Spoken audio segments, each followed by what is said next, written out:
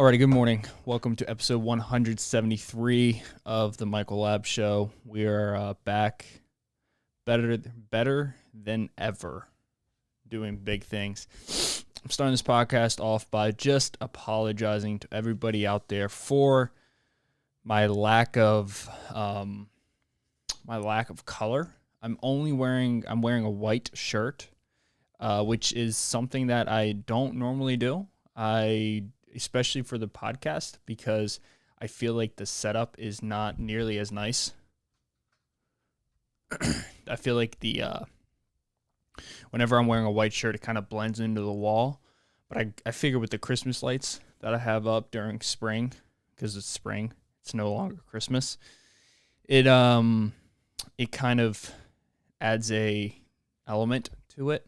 So I'm going to go ahead and rock the white shirt. But how's everyone doing out there? Happy Monday. Let's put the pedal to the metal. We are finishing up the third month. We're almost, I guess we're not. We're just starting the third month. But we're moving into the third month. And in 20 days, we're going to be 25% of the way done with the year. I mean, it's impressive. It's fun to watch. Everything is starting to open back up again. The world's starting to open back up. Smoke is flying in my face because I have the fan on. Hopefully I don't light the house on fire. This candle just went out because there's no wax in it. So we're going to take this candle. We're going to move it over here like that because we got to have candles on. A few things, quick announcements I want to make real quick, which I'm really excited to share with everybody. First one is I'm going to be graduating college. I realized sometime this weekend I wasn't on the fence about like not graduating, but I just didn't. I guess I was just so deep and I had so much stuff I had to do that I was just kind of like, F this. Like, I'm definitely not a lazy person, but when it comes to school, I struggle with finding the purpose of it. But this weekend I found the purpose of it. And this is going to sound super cheesy. It's going to sound really cheesy, but the purpose of me graduating school is because I want, in the future, whenever I have a family, I want to be able to tell my kids, like, no, I didn't give up. Like, I was thinking, I would be very embarrassed if, my kids come up to me and they're like 12, 13, 14 years old. And, they've heard before in their life that I didn't graduate college, but they knew I went to college, but they knew I didn't graduate college. I didn't want them to use me as an excuse for not going to school and not graduating, especially if I do become semi-successful. I don't want them to be like, yo, look, dad didn't do it. I don't have to do it. And it's not about the school itself. It's about the giving up. It's about like the quitting aspect. I didn't want them to think that quitting is something that dad did so I can do. And that really has kind of been what's been pushing me forward to get done with this. And I've realized you don't have to, there's times in your life where you do things that you maybe, my mom's downstairs yelling about the computer. But there's times in your life where you don't have to love what you're doing. But you kind of just got to bear down, bite down and just push through it and get through it. And sometimes it's uncomfortable and sometimes it sucks, but you just got to fight through it, and I've realized that school has always been it's been the thing that I've been able to identify with as a person who didn't do it. But I realized that that's weak. That's like a weak thing. That's like a weak personality trait that I have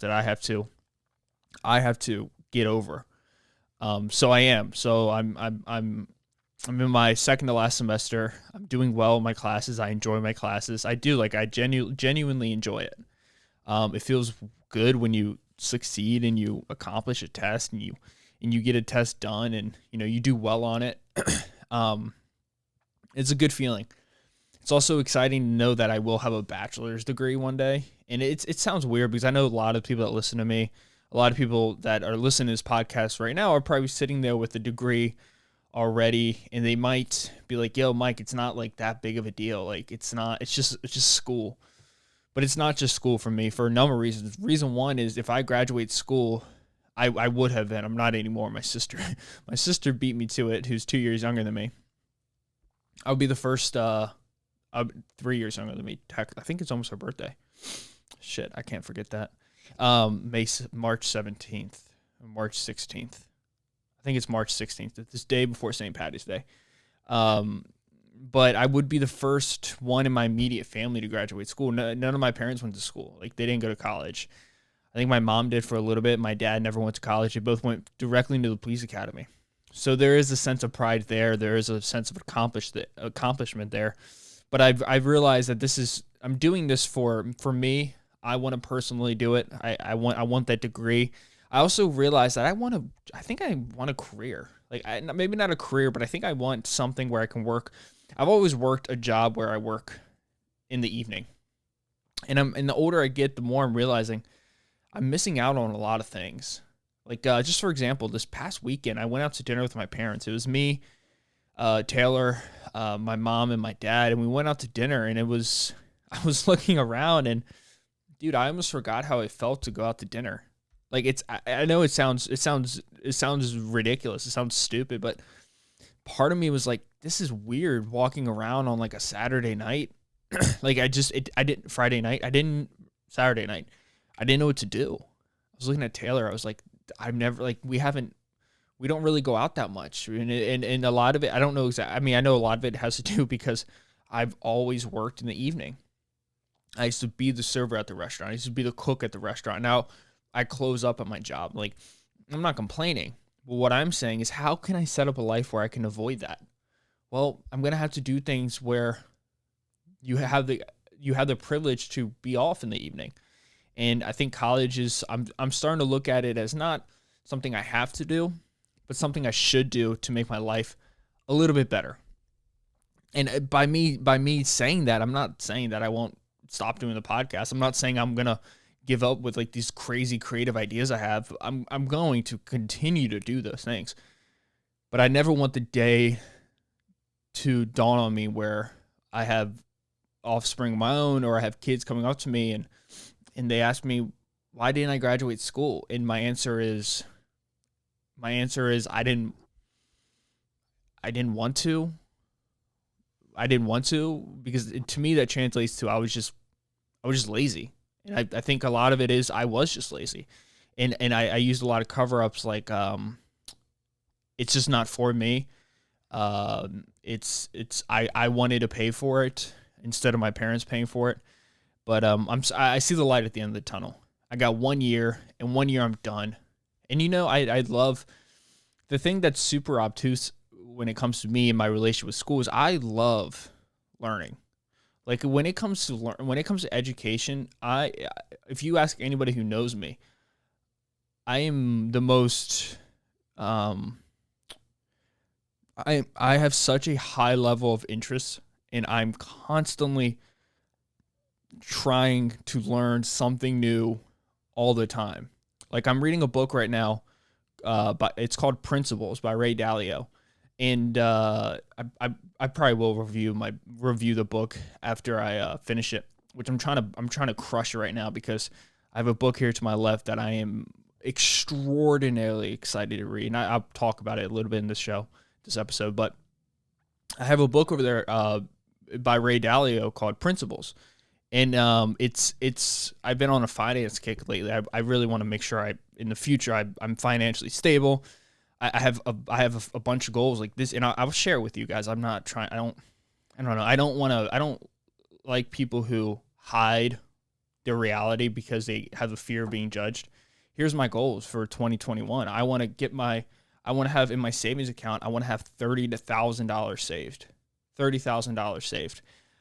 In my investment account, I want to have at least $20,000 saved. Now, those might reverse. Invested. It might end up being 2022. I have $30,000 invested, $20 saved. I don't know.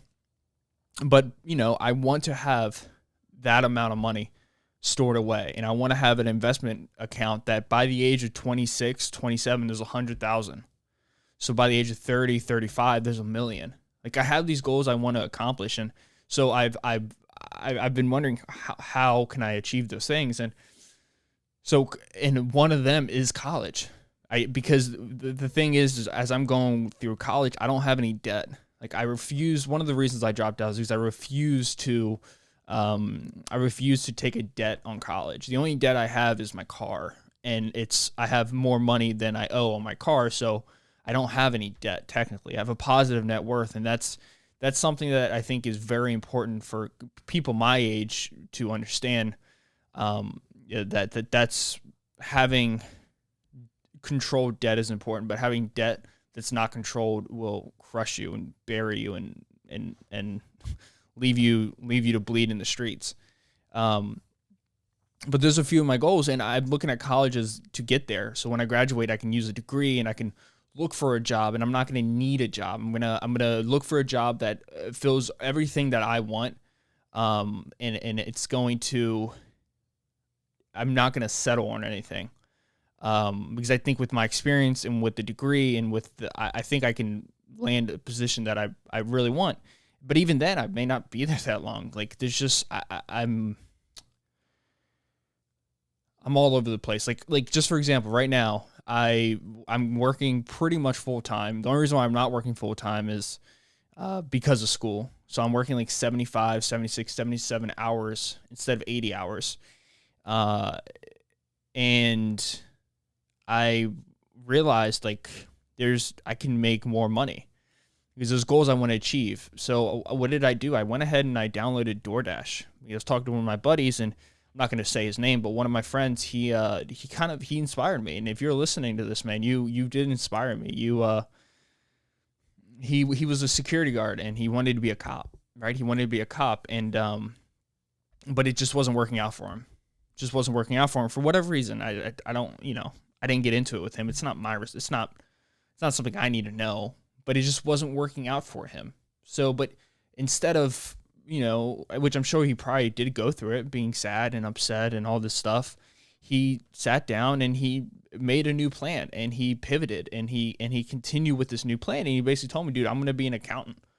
My dad's an accountant. He's a CFO, and he's really smart with money. And I could kind of tell you could see like a sense of freedom.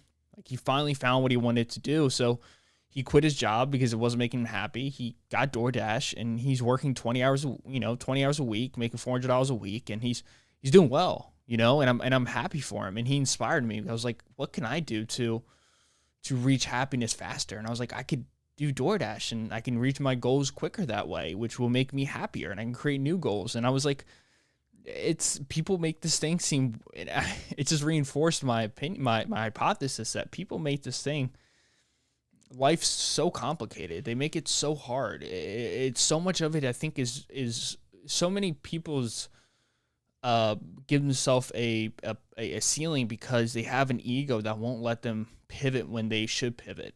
So many people refuse to be an Uber driver or a DoorDash driver or a shipped, or not shipped, whatever, that grocery store company that delivers your grocery, you pick it up, they deliver it, whatever. So many people don't want to do these things because their ego, and it's upsetting. But if you have these goals and you're uncomfortable where you are, and there's an easy solution to it. If you have a car, which all of us do, you can achieve your goals by just doing this on the side. And I was like, Mike, what are you doing? Why aren't you doing this? Like, you should be doing this. So when this summer comes around and I'm not in classes, I'm waiting to finish up my last semester next fall of 2021. I'm going to be a DoorDasher. I'm going to DoorDash. I'm going to do it 10 hours a week, maybe make $200, extra $800 a month, put that all in the investments. And then all my paychecks are going to go to my savings account. And I'm like, why wasn't I doing this before? And I think a lot of it was just ego. Like my ego just would not allow me to do these things, and it was upsetting. But yeah, I don't know. I'm excited about it, and hopefully my tone doesn't change because it tends to change often with school. But this time I don't think it will. I think this time I really do want to, and this brings me to a bigger point. I want to just talk about this real quick because I don't really know where I'm going to go with it, but I do want to cover it for a few minutes here. And it's I know a lot of people in my life who are not where they want to be. And the reason why they're not where they want to be is because they have an idea where they should be, but what they're doing is not on the same path of accomplishing that. So there's a sense of shame. There's a lot of people, and I'm going to speak to men directly, because I think it's important. And I think men, I think there's a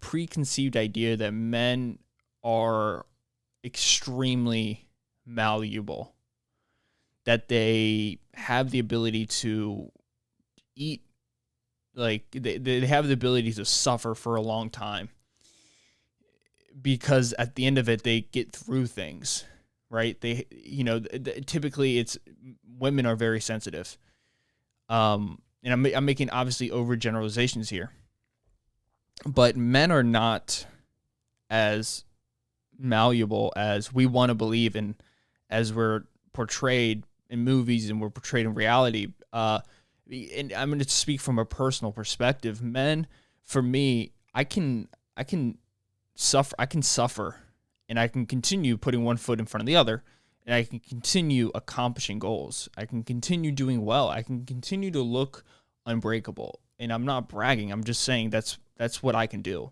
I can show people that I can still excel better than the average person at whatever it is. But that doesn't mean I'm not suffering. And what happens is, along that path, you can have two paths. You can have somebody who doesn't suffer, still accomplishes it, or you can have someone who's suffering and still accomplishes it. And the only difference, I think, is a person who's not suffering can take the time and make it longer. And because since they're not suffering, whenever they notice things in their life that are going to cause a roadblock, instead of pushing through it and just getting to the other side, they stop and they take the time to comb it out, to adjust it, to fix it, so they don't have to suffer it. So when it falls apart, it's not as violent.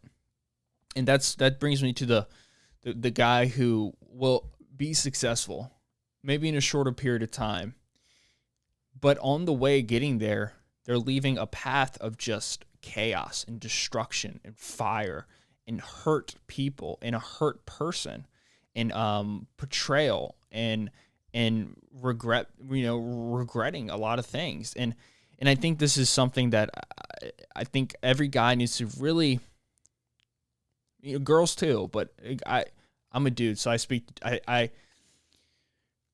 everything through the lens of a guy. And I know for me, when I was doing the most, I was suffering the most. I was sad. I was hurting relationships. I hurt a relationship with me and Taylor and I. I hurt the relationship with myself and I. I hurt the relationship with the people closest to me, my family, my friends. I neglected myself. I neglected them. I neglected my own emotions, and I was just on a fast track to achieve success. And I was getting there, but I was leaving a wake of just brokenness behind me. And we get so diluted with this idea of what we need to do in this life. And I am very much pro money. I am. I believe I'm a capitalist. I love money. I love making money. I love having money. I love the journey to get money. I love learning about money.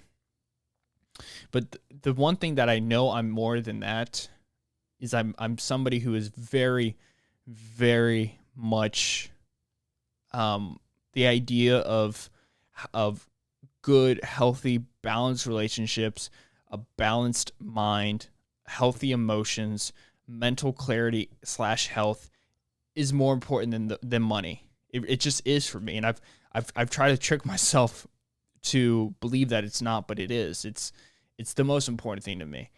I hate knowing that I'm not being the best boyfriend. I hate knowing I'm not being the best Michael for me. I hate knowing that I'm not being the best son, the best son-in-law, not married, just call in predictions here. I hate knowing I'm not being the best employee. I hate knowing that I wasn't even the best worker for a customer, and I hate these things, and it tears me apart. And I've just taken this past weekend to really to bring this whole thing back together. Going out to dinner just made me realize this is what I like. This is what I love. I love being able to spend time with people I care about. I love being able to have conversations. I love being able to laugh. I love being able to joke around. I love being able to just unwind for a while, you know? And because I'm such a intense person, like I'm just it just does not shut off. And you could ask the people closest to me. They will vouch. They will say the same thing. It's just there's no turn off button, and it's a great thing to have, but at the same time, when certain things happen that I forgot I missed, I get emotional. I'm like, damn, dude, I missed that. Like I missed going out to dinner. I missed hanging out with people. I missed having conversations with the people. And so basically what I'm trying to say, I'm trying to bring everything back into one big circle here. College, I'm starting to see that as the opportunity for me to reach that sense of joy again. You know, I know I'll be fine in the future. Like maybe I'm very confident. Maybe I am cocky, but I know I will be fine. I know I will get a good. I know my life will be good, right? And I know it because I'm refuse for it not to be, and I'm constantly reading and I'm constantly learning, and I feel like I know a lot of things when it comes to. I don't know why I feel that way. Maybe I'm wrong. Maybe I'm lying to myself, which would suck, and that'd be a rude awakening. But I'm seeing college as, because people always told me college is something you had to do, and I didn't know why you had to do it. I didn't know what I knew now. It's a bridge. It's a bridge that leads to less suffering. It's a bridge that allows you to hold power of choice. That you have the choice to decide what you want to do, where you want to work, how much you want to get paid. You get to take back a little bit of control in your life. And it's also a tool that reinforces things that sometimes are a little bit shaky about you. But overall, I'm happy, right? And I have a lot of things I have to do for it to do well in it, but that's okay. You know, that's okay. That's part of the game that you play, you know, and you know, I think I've looked at it as like, I've always saw myself with a degree. I just didn't know when. And I find that even more fascinating because I could totally see myself at 50 years old, 60 years old, retired, going to just take classes and learning about philosophy, or, you know, because halfway during my degree, my business degree, I'm like, damn, dude, I want to be a philosopher. And I have all these other fascinations, but right now I'm just trying to get a degree that's very generalized so I can just apply and get jobs and go places. But yeah, man, for dudes out there, I think you guys really have to, we have to take better care of ourselves. And I know it's hard to do that because society doesn't allow for that. We don't really care about self-care. And I'm not saying just for men, I'm saying for people in general. But especially for men, it's not set up. There's never breaks. You have to make them yourself. And nobody's telling you that you need hey man, let off the gas pedal. It's always, hey man, push harder. And I think a way to make your life a little bit better, if you're listening and you realize that you're struggling a little bit, and you're fortunate to take time off, maybe you should work a little bit less, walk a little bit more, hike a little bit more, laugh a little bit more, go out to restaurants a little bit more, read a little bit more, you know, spend a little bit extra time in the shower, let the hot water hit you, wash your body, and then instead of getting out immediately, just breathe a little bit, think a little bit, Think about what you want and do that, and it will make a world of a difference. It's made a world of a difference for me. Another thing is be angry if you're angry. Be sad if you're sad. Be joyful if you're joyful. Be happy if you're happy. Be depressed if you're depressed. Be anxious if you're anxious. Whatever it is, don't not be it. And it sounds so dumb, but I think we spend so much time like, I'm depressed. I don't want to be depressed. So then you start playing a personality that isn't depressed, but you are depressed. And it's instead of letting the suffering happen, you are refusing the suffering, and it won't ever go away. It'll just hurt you more, even harder when it does come around. And I've said some things to Taylor before, back before I even, one of the reasons I started reading is because I didn't, it sounds so stupid, but I didn't know depression was real. I didn't know anxiety was real. I didn't know they were like chemical things. And I would say, no, like you're just that way because you're allowing yourself to be that way. Or, hey, you're just feeling that way because you're not, you're telling yourself that you're a certain way, but you're not. Sometimes you gotta listen to your body, and if your body's telling you, hey man, just take a few days off, or, do this instead of that, just do it. Just do it. It'll be better for you. It'll be better for the world. But let me get off my soap opera. I don't know. I was just feeling that way. I realized I'm 173 episodes in, and I used to talk about this stuff all the time, about self-care back when I was in therapy, and it didn't sneak away from me, but it definitely kind of became less of a priority, and it is a priority to me because it's something I'm constantly working on. It's something I really truly care about, and I really truly want people to be happy and well and mentally stable. And I need to continue to talk about things that I care about, and not just talk about things that I know people will want to listen to. I need to talk about the things that I need to listen to. And what I needed to listen to was that it's okay to take time off and be healthy. And it's okay to enjoy something that everyone else enjoys, like college. Because I do. I enjoy it right now. But I don't know what is going on with this COVID thing. And I don't want to get too deep into it. But I don't enjoy why people are. I don't enjoy why COVID is. Let me pull up these stats real quick. U.S. COVID.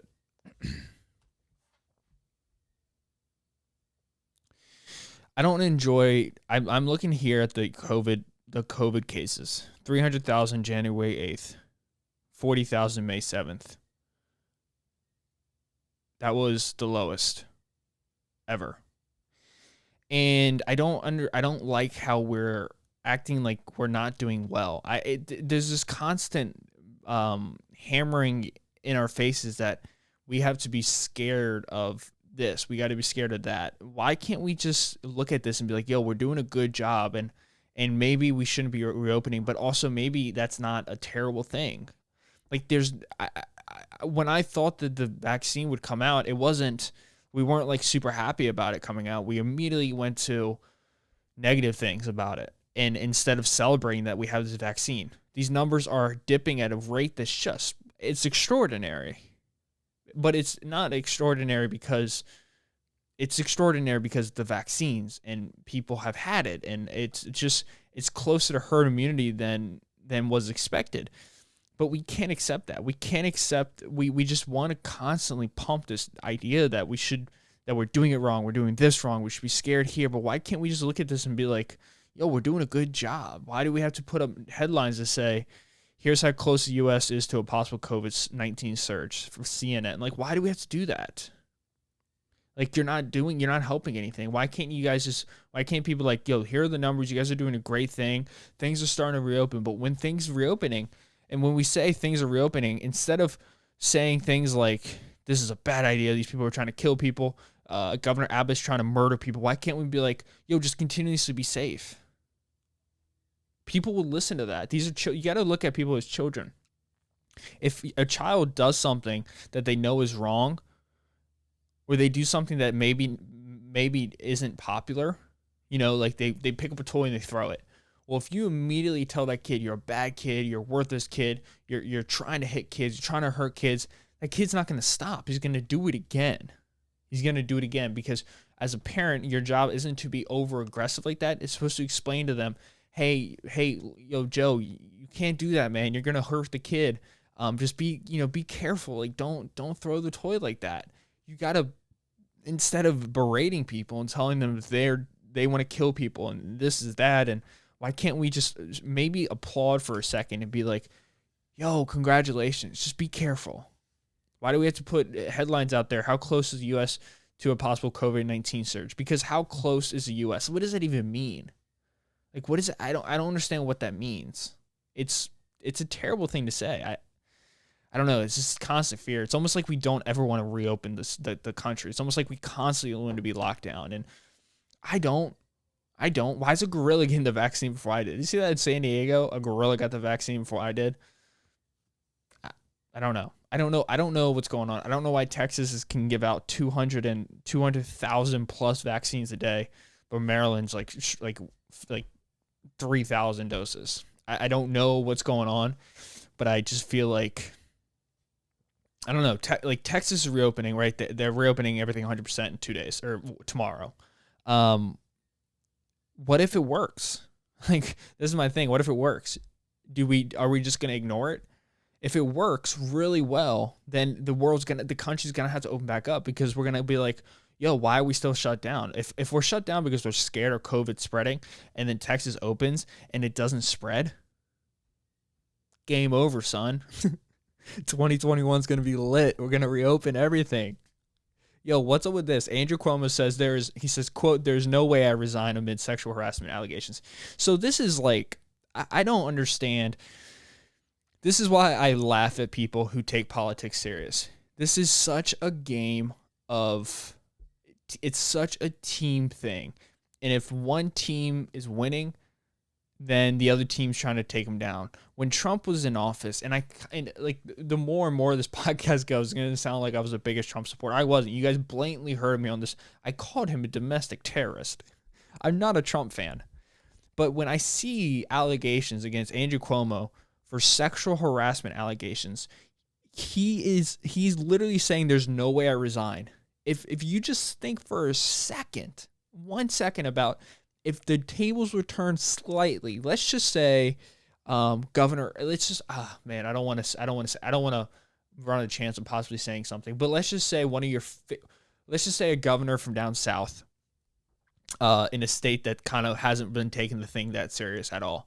What if he got hit with a sexual harassment allegation? He would be pummeled by every news outlet in the world. CNN would take his throat and literally cut it open and watch him bleed out, even if the allegations weren't true. That's what I'm saying. They would cancel him off of everything.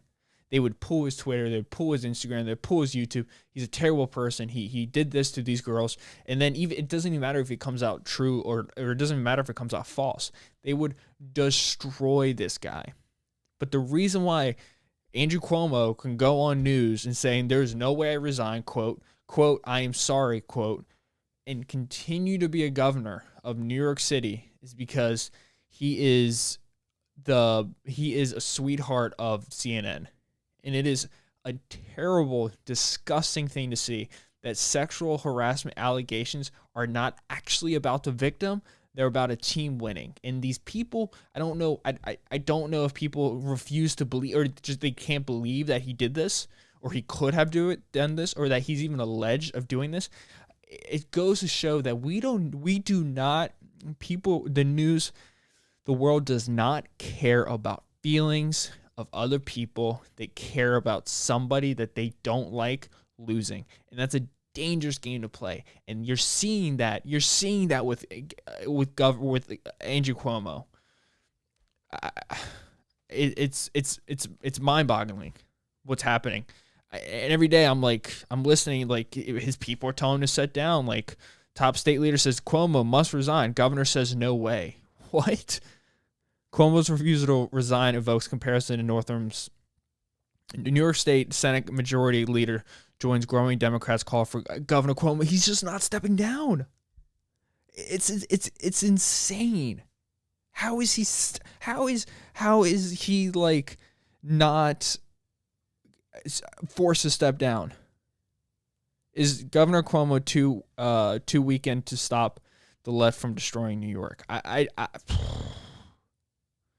two more women accuse Governor Cuomo of inappropriate behavior. This is why I struggle every day to take anything serious that comes from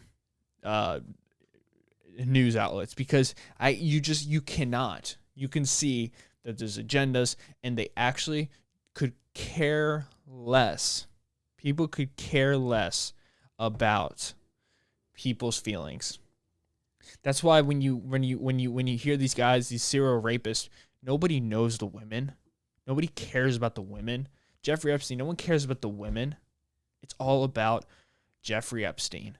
And it's because no one cares about feelings of the victims. They care about winning.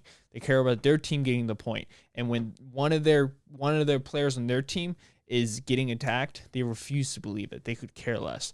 This dude literally wrote a book called American Crisis: Leadership Lessons from the COVID-19 Pandemic. He wrote a 330-page book during one of the most detrimental times in New York City's history. It has 97 ratings. It has a 1-star review. As 11% like this book on Google. American Crisis. And then if you look up New York COVID death, there's been 48,000 people. There's going to end up being probably 49,000 people who die in New York. And this guy can sit back and he's writing a freaking book about it, about how he's leading the country. That is insane. Top states with COVID deaths. Let's just go over this real quick. Okay, number of deaths per 100,000 people. Look at this. This is literally state by state. This isn't total number of deaths, because if you did total number of deaths, it'd be California and Texas. This is what people don't want to talk about. They do not want to talk about this, the per 100 thing. Because if you go all the way down, because you have states like Texas and Florida that aren't even in the top 20. They're not even in the top 20. These states are states that people rail against for being dangerous, rail against for being these extremely dangerous places to go. They don't care about people. But if you look at the real stat, which is per 100, which is the one you should be looking at instead of the total deaths, you're going to see that the top 4 states are states that went crazy with lockdowns. New Jersey, or this is per 100,000 people. I'm sorry, per 100,000 people. New Jersey, 265 deaths per 100,000 people. New York, 248 per 100,000 people. Rhode Island, 240 per 100,000 people. It's insane. It's insane. Like, the stats are right here, but we don't play this game. We look the other way. We look the other way. It's disappointing. It really is disappointing that he can just get away with these things and nobody cares. Nobody cares because they just don't. Because people, it's about your team winning. That's all it is. That's literally all it is.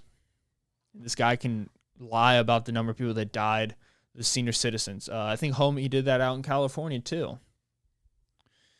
I didn't know he was married to a Kennedy. That's dude, this is so damn sketchy. Andrew Cuomo is married to Carrie Kennedy, who is the daughter of Robert F. Kennedy. What? What?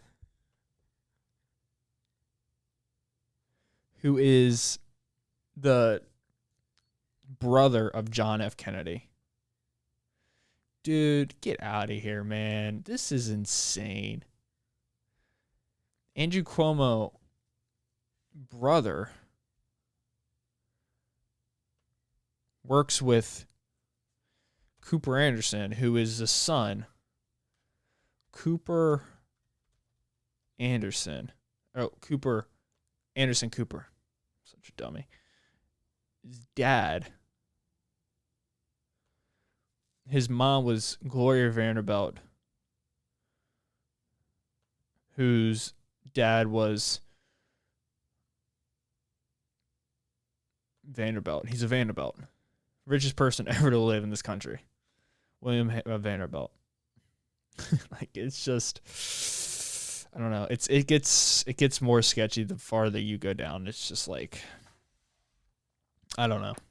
I'm so checked out when it comes to politics. I just sit back and laugh at it now at this point, because it's a complete game of, it's a popularity contest. That's all it is. It's not they don't actually care about victims. They don't actually care about people's personal feelings. All they care about is winning the game. And it's really sad once you realize that. And that's what I realized. I realized that a while ago, and I'm just being it's just sharpening what I believed in. But that's that, guys. You guys probably don't want to hear me talk anymore. I'm going to go ahead and let you guys go. I'll catch you guys on episode 174 of the Michael Lab Show. If you guys could just, sorry, damn, way too much beef. Listening to my other podcast. Oh yeah, I still got this new, I guess I'll talk about that in my next episode, because I didn't talk about it at all here. But I'll catch you guys episode 174.